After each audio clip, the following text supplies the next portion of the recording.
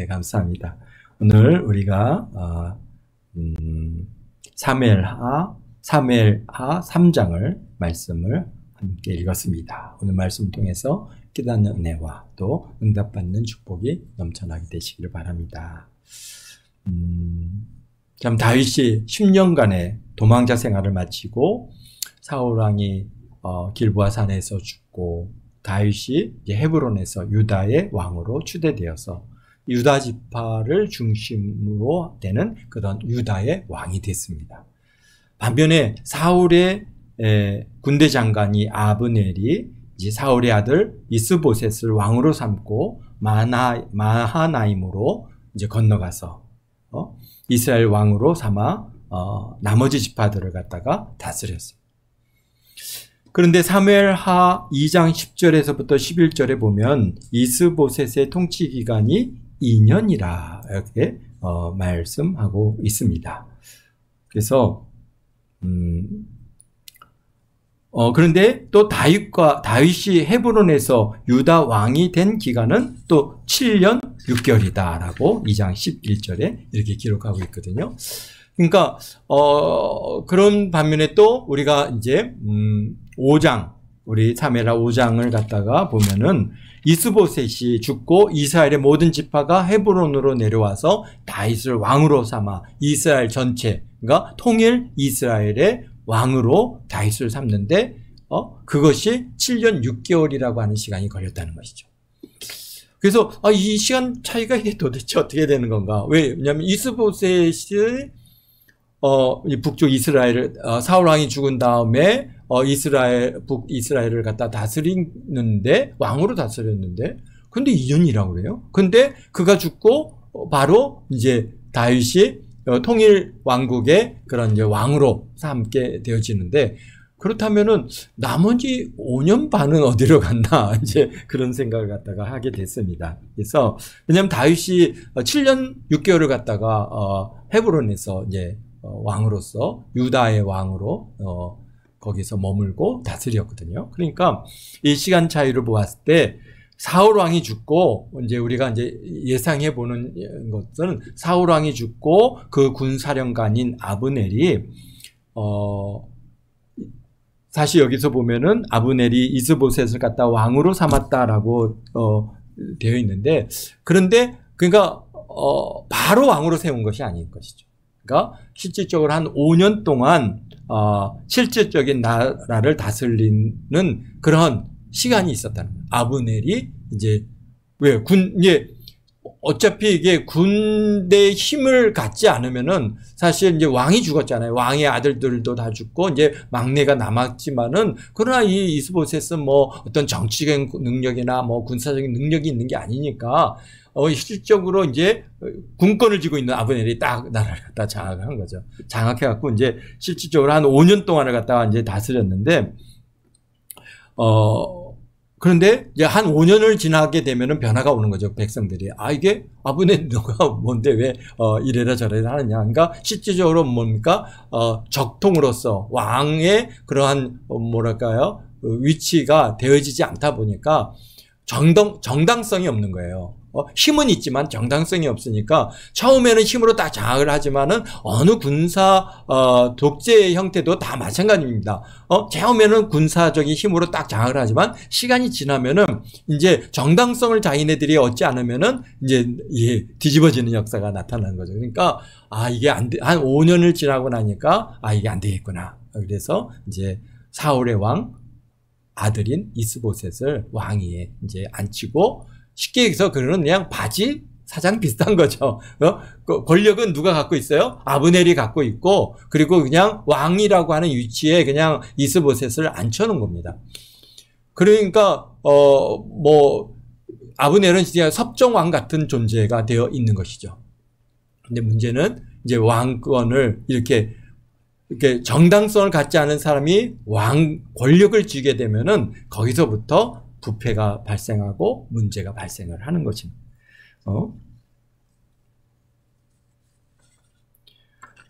오늘 보니까 우리 3장 1절에 보니까 사울의 집과 다윗의 집 사이에 전쟁이 오래매 다윗은 점점 강화하여 가고 사울의 집은 점점 약하여 가니라. 그럴 수밖에 없는 것이죠. 하나님께서는 정당성을 누구에게 주셨어요? 다윗에게 주셨죠. 다윗을 기름 부어 자기 왕으로 세우셨고, 그 다음에 이제 여기에 사울 왕은 점점 기우는 위치에 있고, 더구나 아브넬이 권력을 쥐고 흔들다가 이제 이스보셋을 왕으로 세웠으니 뭐 제대로 그러한 통치라고 하는 게 이루어질 수 없답니까? 국민들의 마음이 자꾸 다윗에게 가는 겁니다. 그러니까 다윗은 점점 강해져 가고 사울은 점점 약해져 갔다. 우리가 여기서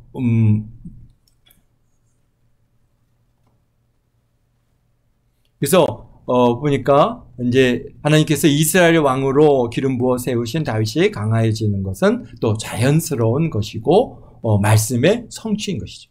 헤브론에서 7년 반 동안 다윗의 가문은 강하게 하시는 것 같이 또 뭘 주셨어요? 아들들을 갖다가 주심으로써 다윗 본인의 가정도 든든하게 세워가심을 갖다가 보여주고 계신데요. 거기서 헤브론에서 아들을 갖다 6을 낳네요. 보니까 제일 먼저 암논을 낳았고요. 헤브론에서 아들들을 낳았는데 맏아들 암논이로 이스라엘 여인 아히노임의 수생이고, 둘째는 길르암인이 갈멜 사람 나발의 아내였던 아비가일의 소생. 그러니까 암논은 그래도 이제 이게 그 뒤에 이제 암논의 악행들이지만 어쨌든가 맏아들로서의 그런 시간 이게 기록 내용들이 남아 있는데, 여기 둘째 길르압에 대한 내용은 자 성경에서 찾기가 어렵습니다. 그래서 아마도 좀 병약하지 않았겠는가 그런 얘기들도 있고 여러 주장들이 있는데, 그러나 아비가일 그래도 지혜로운 여인의 소생인데 뭔가 좀 이스라엘 역사에서 뭔가 이렇게 좀 두각을 보일 만한 한데, 하나님께서는 또 그러한 나발의 아내였던 사람 아비가일을 통해서 낳은 그러한 길르압에 대해서는 별 그렇게 기록이 남아있지 않습니다. 또 그런 반면에 여기에 이제 셋째 압살론이죠. 그는 어떤 사람입니까? 구술왕 달메의 딸 마가야의 아들이요. 그랬습니다. 그러니까 구술이라고 하는 지역은 지금 어디냐면은 북이스라엘의 더 북쪽으로, 그러니까 시리아에 가까운 지역이죠. 헬몬산 근처에 그러한 지역을 다스리는 왕의 그런 딸을 아내로 줬고, 그리고 그를 통해서 낳은 자녀가 압살롬입니다. 그러니까 이거 실질적으로 이방인이거든요. 이방 여인을 아내로 얻어서 얻은 아들 압살론.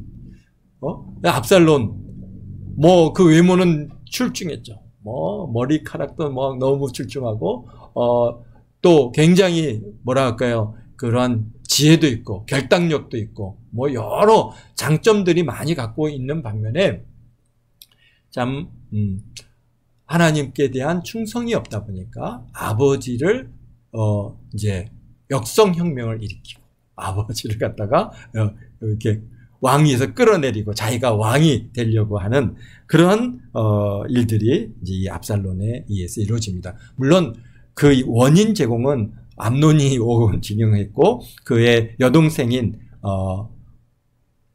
딸 마아가를 갖다가 좀 이렇게 좀 여러 가지 어렵게 하는 일들이 있었기 때문에 그로 인해서 발생되는 문제지만 어쨌든간 압살롬 그 외할아버지가 누구라고요? 구술왕 달메. 왜 달메하고 이렇게 정략 결혼을 했을까라고 생각해 볼 때 실질적으로 보면은 북이스라엘을 갖다가 제어를 하는데 가장 중요하고 가장 뭐랄까 효과적인 방법은 그들의 배후를 누군가 내 편이 있으면은 쉽게 남유다를 갖다 침공해 오지 못하는 거예요. 언제든지 그렇잖아요. 우리가 이제 뭐 적과 적은 나의 뭐 이렇게 뭐라고 친구다라고 하는 얘기처럼 이제 남유다가 있고 북이스라엘이 있고 그 뒤에 구술이 있습니다. 그러다 보니까 북이스라엘이 남유다를 침공하려고 그러면은 이제 위에서 좀 여기서 침공해 주세요 그러면은 구술이 북이스라엘의 이 뒤를 치는 거잖아요. 그러니까 이 뒤를 갖다가 치는 것만큼 위험한 게 없잖아요. 그러니까 그걸 막으려다 보니까 이게 군사력을 한꺼번에 모아서 유다를 갖다가 그렇게 치어 내려올 수 없는 그러한 정략적인, 그러한 정치적이고 전략적인 위치에 있는 구스를 갖다가 왕과 협정을 맺고 서로 이제 결혼을 통해서 이렇게 혼인 관계를 이루어 감으로써 그 외교적인 위치를 갖다가 얻게 되는 그런 상황인데, 그래서 낳은 압살롬, 그런데 이스라엘의 또 유다 가정에 굉장히 큰 어려움을 가해주고요. 그런 반면에 다윗은 압살롬을 너무너무 사랑했습니다. 사실 암논보다도 어떤 면에서 압살롬을 참 사랑했고, 그 아들을 갖다 너무 외모도 있고 외모도 출중하고 뭐 남성스러운 면도 다 갖고 있고, 그래서 굉장히 그런 다윗이 압살롬을 사랑했지만은, 그러나 그 아들은 아버지를 갖다 대행해서 그렇게 나오는 그런 아들이었습니다. 넷째는 아도니아고요. 그 다음에 다섯째는 스바다라. 여기도 그렇게 뭐랄까 이렇게 드러내는 인물이 아니고, 여섯째는 이드루암이라, 다윗의 아내 에글라의 소생이다라고 그렇게 했습니다. 참 헤브론에서 이제 6명의 아들을 낳았는데요. 여기서 보면은 그 역사 속에서 이렇게 그 드러내는 인물 중에 하나는 암논이고, 그 다음에 압살롬이고, 그 다음에 아도니아. 이 아도니아도 나중에 솔로몬에 의해서 죽임을 당하게 되는데, 다윗 왕이 나이가 들어서 이제 몸을 제대로 이제 가누지 못하는 그런 상황까지 가니까 스스로 왕위에 딱 오르게 됐던 인물이 아도니아입니다. 그랬던 참, 그래서 아들이 여럿 있으면 또 장점도 있고, 또 그 안에서 여러 가지 또 이렇게 갈등의 요소들이 발생하고 하는 것들이 이렇게 보여지는데, 어쨌든가 하나님께서는 다윗에게 복을 주셔서 6명의 아들을 갖다 헤브론에서 낳게 하셨습니다.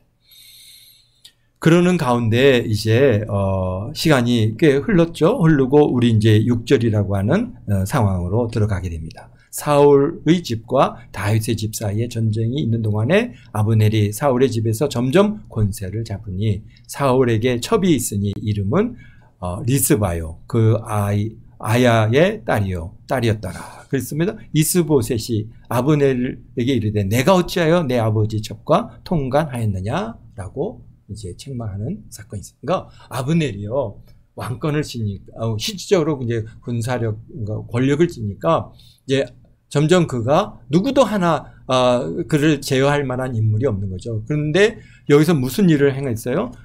그 사울 왕의 첩이었던 리스바를 갖다가 통해와 더불어 통관을 하게 하는 이런 일이 발생을 했습니다. 당시 풍습 중에 하나가 뭐냐면은 정복자가 그 정복당한 자의 왕의 첩들을 갖다가 이제 뭐랄까요, 이렇게 뭐 동침한다든지 또는 뭐 그런 걸 함으로써 자신이 내가 이 왕권을 쥐고 있다라고 하는 그런 왕권의 자신이 얻었다라고 하는 것을 공개적으로 드러내놓는 그러한 풍습 같은 것들이 있습니다. 그러다 보니까 지금 압살롬이 그런 일이 있죠. 압살롬이 다윗을 갖다 반역해서 예루살렘을 갖다가 쳐들어왔을 때 예루살렘에 이제 다윗이 그들의 후궁을 갖다가 남겨놓고 이제 피신을 갑니다. 그런데 그 압살롬이 와갖고 대낮에 공개적으로 그 다윗의 후궁들과 동침하는 것을 갖다가 우리 사무엘하 16장 22절에 기록하고 있는데요. 그게 뭐냐? 이제 내가 왕이다. 내 왕의 아내들까지도 내가 이제 나의 아내가 됐다라고 하는 그러한 뭐랄까, 그 시대에 참 우리가 오늘날에는 이해할 수 없는 일이지만은 그런 일들이 당시에 있었다는 것이죠. 그러니까 지금 아브넬의 이런 행동이 지금 이스보셋이 볼 때 이게 왕의 아내, 첩이잖아요. 첩을 갖다가 동침함으로써 이게 이제 자신이 왕이 되려고 하는 거 아니냐라고 하는 그러한 뭐랄까요, 그런 역성혁명이죠. 반역 행위를 갖다가 행한 것이다라고 그렇게 아브넬을 향해서 책망을 가는 겁니다. 그런데 좀 자, 실질적으로 권력을 가지고 있는 아브넬을 갖다가 이스보셋이 책망하는 것이 쉽지 않았겠죠. 굉장히 두려웠고 떨리는데. 근데 그 아브넬이 여기서 행동하는 거 보십시오. 뭐라고? 나한테 뭐라고 그러냐? 내가 유대의 개냐? 여기서 이제 8절에 보면 내가 유대의 개머리냐? 이런 말을 갖다가 여기서 하는 거지. 내가 유다의 개머리냐라고 얘기. 그게 뭐냐면은 내가 유다의 첩자처럼 나를 취급하느냐 그런 뜻입니다. 그리고 사울의 집에 은혜를 베풀어 당신을 다윗의 손에 내어주지 아니하였다라고 하는 것은 너를 구원할 자가 나다 말이야. 내가 너를 구원했는데 나 없으면 넌 이미 죽은 거야. 그런 의미도 여기에 담고 있는 것이죠. 그래서 오늘 이 여인에 관해서 허물을 내게 돌린도다. 그러니까 내가 이렇게 너에게 은혜를 베풀었는데 이 여인 하나 가지고 나에게 허물을 묻느냐? 아주 괘씸하구나 라고 지금 아브넬이 왕이 이스보셋에게 항변을 하고 있습니다. 자, 이게 말도 안 되는 일이죠. 이게 어떻게 그만큼 아브넬의 권력이 대단했던 것이죠. 그러니까 감히 이스보셋이 아브넬에게 뭐뭐 해라 이래라 저래라 말을 못한 거예요. 그런데 이제 거기서 이제 더 나갑니다. 뭘 나갑니까? 여호와께서 다윗에게 맹세하신 대로 내가 이루게 하지 아니하면 하나님이 아브넬에게 벌 위에 벌을 내리심이 마땅하다. 그 맹세는 곧 이 나라를 다 사울의 집에서 다윗에게 옮겨서 그의 왕위를 단에서 브엘세바까지 이스라엘과 유다에 세우리라 하신 것이 아니냐. 그러니까 쉽게 뭡니까? 하나님께서 여호와 하나님께서 다윗에게 맹세한 일을 내가 이루겠다. 나 이제 앞으로 이 이스라엘 저 단에서부터 브엘세바까지 그러니까 북이스라엘과 남유다를 갖다 다 들어서 다윗에게 바치겠다. 내가 그걸 갖다가 이루지 않으면은 하나님께서 나에게 벌을 주고 벌을 더하시길 원한다.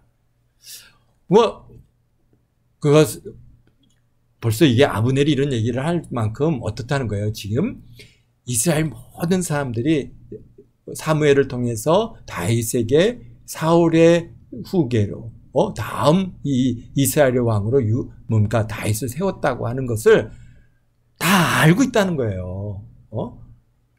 그 하나님께서 세우신 일을 다 아는 이 일들을 갖다가 지금 내가 이루겠다라고 얘기를 하고 있는 것이죠.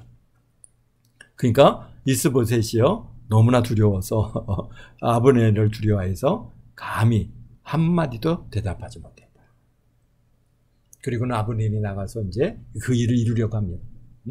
그래서 자기를 갖다가 전령들을 갖다가 다윗에게 보내서 내가 이 이스라엘을 갖다가 당신에게 다 바치겠습니다라고 얘기하니까 또 다윗이 그래? 그러면은 너의 뜻이 그렇다면은 미가를 데려오지 않으면 너가 나 볼 수 없다. 미가는 누굽니까? 사울의 둘째 딸이시고 다윗에게 있어서는 실질적으로 첫 번째 아내인데 그런 미가를 갖다 데려와라. 그러니까 이제 미가를 데리고 다윗에게 갑니다. 다윗에 가서 이제 내가 이제 너를 임금으로 세우기를 구한다. 그래서 이 이스라엘 전체를 갖다가 아브넬이 이스라엘 장로들을 말하 이르되 너희가 여러 번 다윗을 너희 임금으로 세우기를 구하였으니 이제 그대로 하라. 그러니까 실질적으로 북이스라엘의 장로들도 어떻다는 거예요? 지금 다윗을 그들이 자신들의 왕으로 세우기를 원하고 있었다는 거죠. 그래서 아브넬에게 가서 이게 사울 집은 이제 안 되지 않습니까? 우리 다윗을 갖다 우리의 왕으로 이렇게 옹립합시다라고 하는 요청을 갖다가 벌써 여러 번 했다는 것이죠. 그러니까 이제 그대로 하라. 여호와께서 이미 다윗에 대하여 말씀하시기를 내가 내 종 다윗의 손으로 내 백성과 이스라엘을 구하여 블레셋 사람의 손과 모든 대적의 손에서 벗어나게 하리라. 그래서 또 아브넬이 이제 가장 중요한 베냐민 지파, 사울의 지파에 속하는 거잖아요. 사울의 지파인 베냐민 지파에 가서 또 얘기합니다. 이게 또 자기가 속한 지파이기도 하고요. 그래서 우리가 참 이제 다윗을 갖다가 왕으로 모시자. 그러니까 베냐민 지파도 거기에 동의를 하죠. 그래서 이제 그들을 이제 아브넬이 신나갖고 다 다윗에게 가서 이제 잔치도 베풀고 그러면서 다 이제 이 북이스라엘 당신께 바치겠습니다. 그랬더니 다윗도 그래, 자, 평안히 가라. 그리고 다윗 이제 아브넬을 갖다가 이제 보냈습니다. 그런데 우리 여기 이제 22절인데요. 그런 상황에서 참 끝났으면 좋을 텐데 이제 여기 보니까 요압은 또 누구입니까? 남유다의 군대 장관이죠. 요압도 한 성과라는 사람입니다. 그리고 그냥 실질적으로 요압의 군력이 강해지면은 이 왕권의 힘이 자꾸 주는 게 요압이 또 누구 말을 안 들어요? 다윗 말을 안 들어요.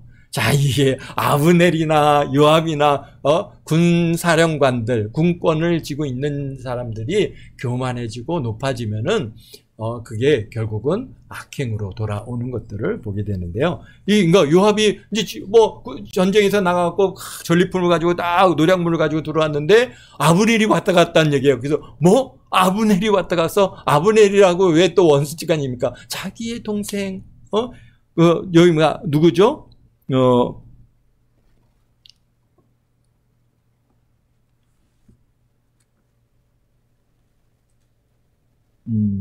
그렇죠.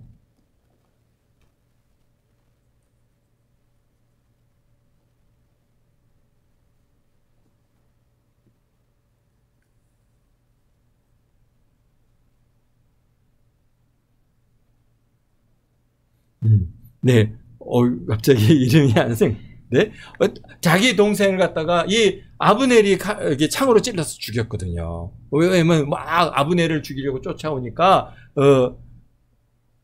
아사헬이죠. 아사헬을 갖다가 창으로 죽임으로써 이거 원수가 마음에 그냥 원한을 품고 있었는데 이게 아브넬이 왔다 가는 소리를 듣고 얘 순간 막 왕인세 올라가서 아니 왜 아브넬을 갖다가 이게 평안히 돌려보냈습니까? 그랬더니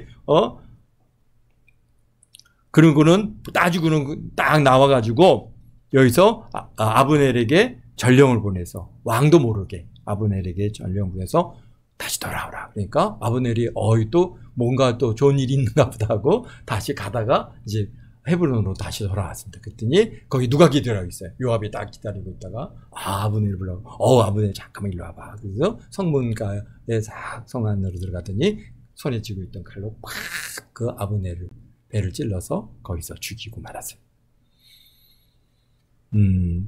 여기 27절에 아브넬이 헤브론으로 돌아오매 요압이 더불어 조용히 말하려는 듯이 그를 데리고 성문 안으로 들어가 거기서 배를 찔러 죽이니 이는 자기 동생 아사헬이죠. 아사헬의 피로 말미암음이었더라. 했습니다. 그런데 그 이후에 그 얘기를 다윗이 들은 거예요. 그러니까 이게 그냥 큰일 났죠. 분명히 평화협정을 맺고 서로 온 이제 북이스라엘 전체를 다 들어서 다윗에게 바치기로 왔다고 하는 사실을 이스라엘 사람들은 다 아는 일인데 그런데 갔던 아브넬이 다윗의 손에 의해서 죽임을 당했다라고 하는 얘기를 갖다가 만약에 북이스라엘 사람들이 듣게 된다면은 어떤 문제가 생기겠습니까? 지금도 벌써 7년 가까운 사이에 서로 치고받고 죽이고 살리고 그렇게 전쟁 중에 있었던 사이인데 이게 아브넬도 평화롭게 나라를 바치려고 갔던 아브넬을 죽여? 그러면은 우리들도 결국은 다윗이 우리도 죽이겠구나. 그런 정치적인 보복을 가하겠구나라고 하는 그런 두려운 마음이 생기는 거죠. 그래서 이거 다윗은 절대로 안 돼. 뭔가 사울이 그냥 나쁘다고 생각했더니 사울이나 다윗이나 큰 차이가 없네. 이제 이렇게 서로 간에 좀 백성들의 마음을 갖다가 멀어지게 하는 아주 굉장히 큰 위기가 다가온 것입니다. 그래서 참 우리가 여기서 보면서 좋은 일이 다음에 좋은 기회 다음에 큰 위기가 오는 것이 참 인생사에 피할 수 없는 일이 아닌가. 다윗에게도 사실 아브넬이 왔을 때만큼 정말 큰 좋은 기회가 어디 있겠습니까? 이제 전쟁을 끝내고 남북을 갖다가 이제 통합을 하고 그래서 정말 이게 통일 왕국의 왕으로 자신을 갖다가 세우시는 이 일들 전쟁을 통해서 이루어지는 게 아니라 이제 서로 뭡니까 이렇게 평화 협정을 맺어서 그것을 이루어가는 일이 참 좋은 기회이라고 생각했는데 오히려 이제 요압이 그 아브넬을 갖다가 죽임으로써 이스라엘 백성들이 다윗을 오해하고 다윗이 사울과 별 차이가 없는 그런 사람이라 여겨지게 된 것이죠. 그러니까 아브넬을 죽였다고 하는 것은 언제든지 우리를 갖다가 죽일 수 있다라고 그렇게 생각하는 그런 일이 발생했어요. 위기가 왔어요. 그 위기를 갖다 그러면은 어떻게 이제 그것을 이렇게 넘어가느냐? 이것이 이제 다윗에게서 굉장히 중요한 일이겠죠. 근데 보니까 다윗이 아브넬의 죽음을 진심으로 슬퍼하고 심지어는 애가를 지어서 부르기도 하고 상해를 쫓아가면서 눈물로 막 통곡을 하고 하는 내용들이 이제 우리 30절서부터 쭉 하니 이제 31절서부터 쭉 하니 그가 옷을 찢고 베옷을 배에 띄고 아브넬 앞에서 애도하고 그 상해를 갖다가 따르고 그 다음에 아브넬을 헤브론에 장사하고 아므리의 무덤에서 왕이 소리 높여 울고 백성도 다 같이 울고 애가를 만들어서 아브넬아 아브넬아 어찌 이렇게 미련한 자의 죽음같이 이렇게 죽느냐. 야, 네 손이 결박되지도 않고 내 발이 작고에 차이지도 않는데 어떻게 불의한 자식이 앞에서 엎드러진 같이 내가 이렇게 엎드려졌도다. 그러면서 막 애통을 하니까 백성들이 그를 슬퍼하여 우니라 라고 이렇게 기록합니다. 근데 참 여기서 이제 우리가 여기 보면은 36절에 이제 해가 지는 성향대가 되니까 하루 종일 애통하니까 얼마나 시장하겠습니까? 그러니까 이제 백성들이 나와서 다윗에게 음식을 권합니다. 좀 왕이시여 너무 기진할까 두렵습니다. 이거 먹으시고 힘을 내십시오. 그러면서 음식을 딱 권하는데 이 다윗이 뭐라고 하냐면요. 다윗이 맹세하여 이르되 여기 35절입니다. 만일 내가 해지기 전에 떡이나 다른 모든 것을 맛보거나 맛보면 하나님이 내게 벌 위에 벌을 내리시기니 마땅하니라. 아멘. 그렇습니다. 해가 진다는 얘기는 하루가 끝난다는 것이죠. 해가 짐으로써 하루가 시작이고 하루의 끝이고 시작입니다. 그러니까 이 하루가 끝나기 전에 내가 음식을 먹으면은 내가 벌 위에 벌을 더하시기를 원한다. 금식을 갖다가 명하고 금식을 갖다가 하는 그 모습을 갖다가 백성들한테 보여줍니다. 근데 여기 36절에 보니까요. 온 백성이 보고 기뻐하며 왕이 무슨 일을 하든지 우리가 다 기뻐하므로 이날에 온 백성이 온 이스라엘이 넬의 아들 아브넬을 죽인 것이 왕이 한 것이 아닌 줄 아니라. 이게 정말 그러니까 뭡니까? 참 이렇게 위기가 왔을 때 어떤 문제가 왔을 때 정말 사소한 행동 하나가 진심으로 애통하는 모습 하나가 백성들의 오해를 풀어주더라는 겁니다. 그러니까 금식하는 그 모습을 보고 왕이 아브넬을 죽인 게 아니구나 라고 그렇게 오해를 갖다가 풀었다는 겁니다. 그게 뭐냐고. 그런데 이 사소한 행동 하나가 정말 진심에서 내가 그냥 아브넬 죽인 것에 대해서 그냥 애통하는 게 아니라 그 음식을 갖다가 내가 다 지금 조금만 있으면 해가 지고 먹어도 될 것 같은 그런 시간임에도 불구하고 아니다. 내가 해가 지니까 절대로 먹지 않겠다라고 하는 이 한마디가, 이 행동 하나가 지금 이스라엘을 또 다윗의 생애를 지금 살리고 있는 거예요. 와, 그래서 우리도 살다 보면은 잘 될 때 더 겸손하고 어려움이나 오해를 받을 때 위기가 왔을 때 자신을 낮추고 겸비함으로 오해를 풀어가야 되는 것이죠. 모든 것은 사실 하나님의 손에 있습니다. 하나님 앞에 겸비하고 하나님을 기쁘시게 하는 그런 저와 여러분 모두가 되시기를 바랍니다. 아멘. 그렇습니다. 사실 다윗이 그렇게 금식했다고 해서 완전히 백성들이 그것 때문에 물론 그것은 하나의 계기인 것이고 하나님께서 그들의 마음에 다윗에 대한 오해를 싹 제거하시는 하나의 계기로 삼으신 것이고 또 우리를 갖다 오해하고 우리를 갖다 핍박하고 우리에게 좀 문제를 제기하는 사람들 앞에서 우리가 좀 겸비하고 겸손한 모습으로 우리가 그분들을 대할 때 뭡니까? 이제 하나님께서 그들의 마음을 변화시켜 주시고 오해를 걷어 주시고 그래 사정이 그래서 그랬어. 그랬구나. 그분은 진심으로 그럴 사람이 아니야. 그렇지. 내가 내 전에부터 알고 있는데 절대로 그럴 사람이 아니야 하면서 그런 마음을 갖다가 갖게끔 하나님께서 상대방을 갖다가 변화시켜 주시는 그런 은혜가 있으므로 그 위기를 또 기회로 만들어 가게 되어지는 줄로 믿습니다. 여러분들이 이제 앞으로 살아가면서 우리가 살다 보면 내가 하지 않았는데도 오해를 받게 되는 일들도 있고, 또, 내 주위에 다른 사람이 나를 갖다가 이렇게 또, 이렇게, 뭐랄까요? 해를 가함으로써 사람들에게 거짓을 갖다 얘기함으로써 또 우리가 그런 어려움을 겪게 될 때 우리는 사실은 겸비한 것뿐 하나님 앞에 겸비, 하나님 앞에 부르짖어 간구하고 하나님 앞에 도움을 구해서 그 사람들의 마음, 우리가 아무리 가서 변명을 하고 아무리 가서 그들의 마음을 돌이키려고 해도 변화되지 않더라고요. 한번 오해가 된 것들은 쉽게 바꿔지지 않더라고요. 그래서 결국은 하나님께서 그들의 마음을 변화시켜 주시고 또 부드럽게 해주시고 또 용서할 수 있는 마음을 부어주셔야 그게 가능한 일이기에 그래서 우리는 하나님 앞에 겸비한 마음, 우리 다윗처럼 정말 금식하며 하나님 앞에 그렇게 겸비한 모습을 보이니까 사람들이 그것을 기뻐하고 그래서 다윗을 갖다가 이렇게 오해를 풀는 그런 상황이 되어 가고 있음을 우리가 또한 보게 됩니다. 그래서 여기서 정말 왕의 노릇이라는 게 어려운 게 39절에 보니까 역시 요압을 갖다가 다윗도 쉽게 제어할 수 없더라 라고 그렇게 기록해 주고 계십니다.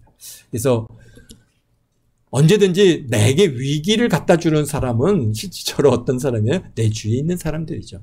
근데 그것도 어떤 사람입니까? 내 말을 갖다가 잘 순종하고 따르는 사람이 아니라 나름대로 자신의 능력이 있다고 생각하고 그래서 그렇게 막 행동하는 그런 요압과 같은 그러나 요압을 갖다가 내칠 수 없는 것은 그런 군사적으로 훌륭한 군인이거든요.